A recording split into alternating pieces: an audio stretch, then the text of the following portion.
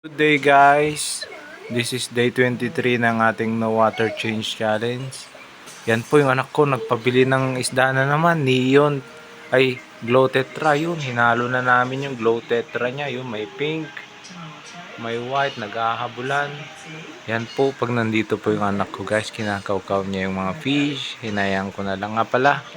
Nagdagdag din tayo ng 4 na rancho guys, cow rancho, i-breed natin sila later, mga red white, ayan.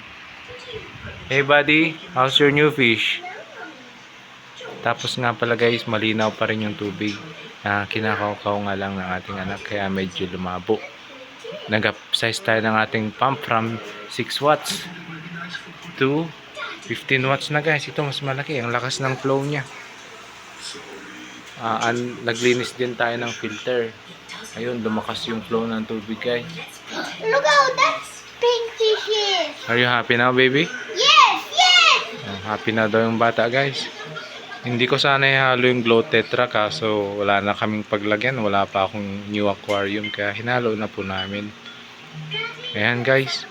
Medyo semi-crowded na. Magdadagdag ako ng bug filter dito So cute. para ma-accommodate lahat ng waste nila. Look how that pink. Overall guys naman, mukhang happy naman sila kasama yung mga bago. Beautiful. Yes, so beautiful buddy. All the fish are beautiful. Ngayon po nagpakain kami ng feeds PO1. Ayan. Dad, all the fish are beautiful.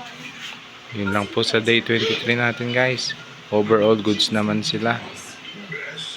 Magdadagdag tayo ng bog filter dito sa gilid, yun ang next plano para ma-accommodate yung ammonia ng ating tank. No water change pa rin, magdadagdag lang tayo ng filtration. Maliit kasi to, kulang yung media natin. Kinulang na yung media natin guys, media filter. Yun lang po guys. Thanks for watching. Bye.